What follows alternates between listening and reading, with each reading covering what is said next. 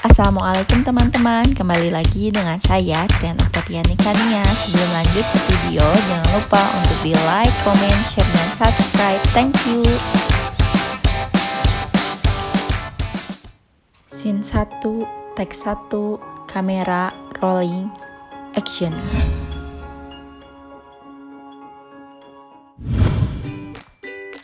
Halo teman-teman, perkenalkan saya Trian Oktaviani Kania dari Program Studi Pendidikan Masyarakat IKIP Siliwangi. Kali ini saya akan mengajak kalian untuk mengikuti cerita saya di siklus 2. Selamat menyaksikan.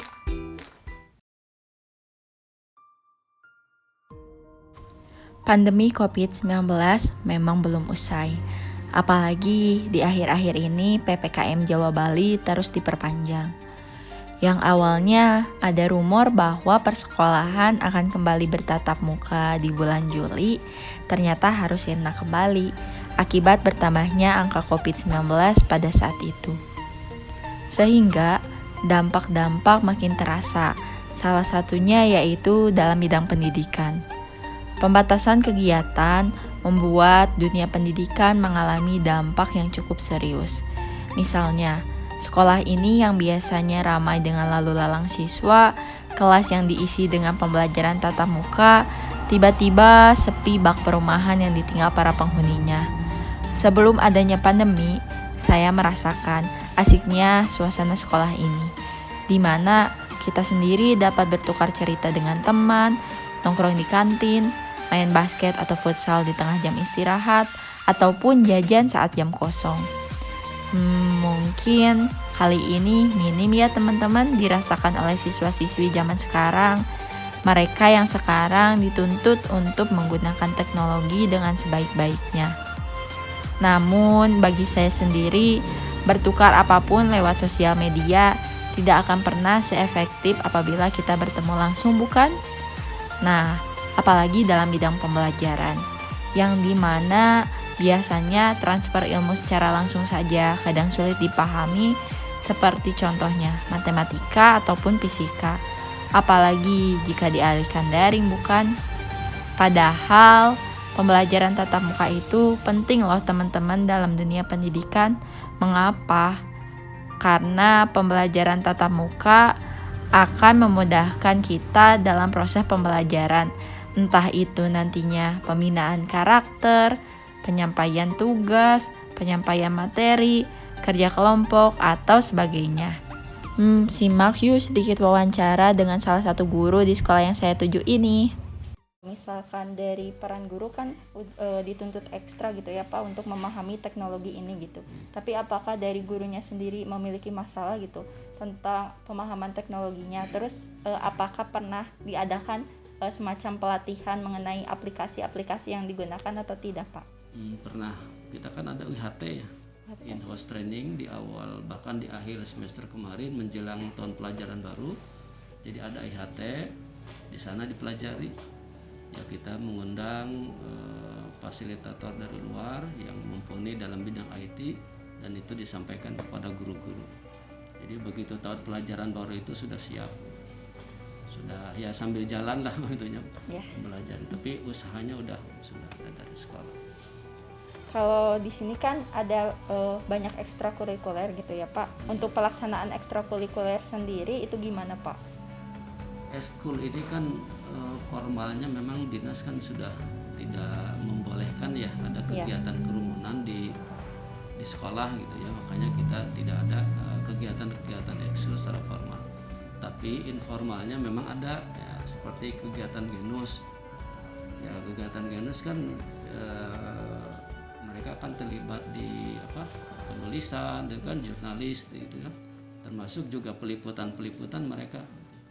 Jadi ada kegiatan tapi yang sifatnya mungkin tidak terlalu kerumunan banyak gitu ya. Tapi kalau kerumunan banyak latihan misalkan atau mungkin juga kegiatan olahraga misalkan ya, itu sudah tidak ada gitu. Atau juga yang via Zoom bisa didaringkan aja, seperti klip ya atau yang lainnya dengan via Zoom bisa. Jadi pembinaan itu memang ada. Tapi yang bisa dengan Zoom gitu ya, yang bisa dengan Tapi kalau langsung ke sini kerumunan banyak sudah Enggak. karena nggak boleh. Nah, dari dinasnya memang sudah tidak boleh. Berarti dari dengan adanya gitu pembatasan ekskul ini, untuk prestasi sendiri itu ada pengurangan atau tetap maju gitu Pak? Kalau prestasi dibanding normal gitu ya, karena event kejuaraan juga kan sekarang sudah berkurang, Ya. sudah jarang-jarang kan ada event, misalkan lomba di mana itu sudah jarang. Kalau kejuaraan memang suka ada ya, tapi kalau dibanding sebelum pandemi memang berkurang gitu. Yang terbaru kita ada itu juara apa itu? Ada kejuaraan anak-anak prokis ya. Ya. Juara tingkat Jawa Barat membuat video Irma itu kan di Kata Remaja Ya, ya. Masjid diselenggarakan oleh provinsi Disdik. Itu juara juga. Itu kan hanya ya sebatas itu aja. Jadi pembinaannya jauh. Di tengah pembelajaran sekarang gitu Pak, di tengah pandemi gitu, apakah ada permasalahan pendanaan mengenai pembelajaran daring ini atau enggak Pak? Pendanaan Atau lancar aja gitu Pak? setahu Bapak ya lancar saja sih.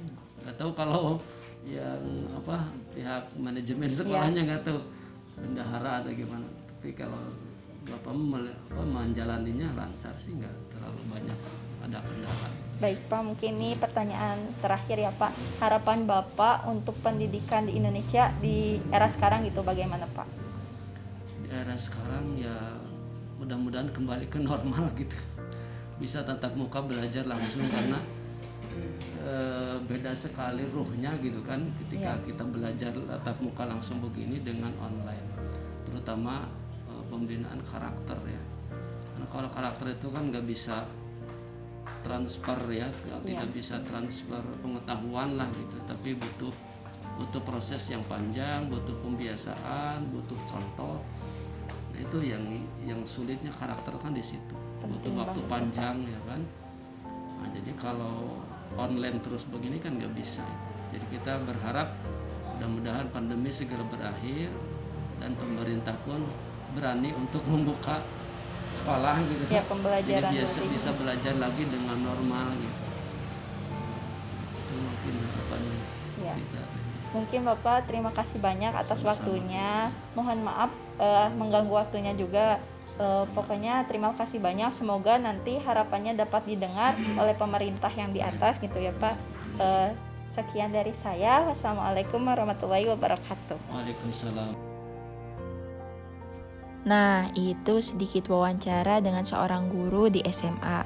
Ternyata pembelajaran daring itu tidak seefektif yang dipikirkan loh teman-teman.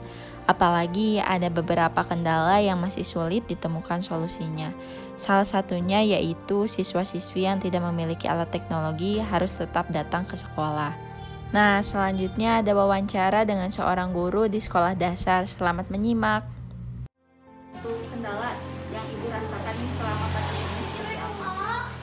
Ya, kendalanya ada anak yang tidak punya HP, yang Android, susah kan kalau punya HP biasa. Jadi ibu memaksakan diri untuk berkunjung ke rumahnya, karena kan apalagi yang tidak punya buku, belum beli buku. Ya, jadi ibu usahakan ke rumahnya atau satu orang ke sekolah. Berarti solusinya mungkin berkunjung ke rumah atau nanti muridnya ke sekolah. Ke sekolah, tapi nggak banyak gitu, jadi kan boleh banyak. Apakah dari pembelajaran daring ini menimbulkan keuntungan gitu untuk guru ataupun siswa-siswinya? Keuntungannya kita bisa mengatur waktu ya sambil bekerja di rumah gitu ya, sambil melihat hasil dari siswa. Ya, kerugiannya gitu anak yang punya itu HP yang Android. Kalau untuk harapan Ibu untuk pendidikan sekarang bagaimana? Ya, harapannya mudah-mudahan bisa tatap muka aja gitu ya, karena ribet gitu nih, jadi nggak punya HP atau rumahnya kita harus berkunjung ke rumah kan bisa di sini jaraknya jauh rumahnya, jadi kasihan kita ibu. Kasihan ibu juga kan capek, apalagi kalau jalan bagus tuh nggak apa-apa. Hari ini jalannya jelek, pakai motor jatuh. Oke, baik ibu, mungkin cukup segitu aja yang mungkin bisa saya pertanyakan. Terima kasih atas jawabannya dan terima kasih atas waktunya. Mohon maaf juga mengganggu waktunya. Sekian dari saya. Assalamualaikum warahmatullahi wabarakatuh. Waalaikumsalam warahmatullahi wabarakatuh.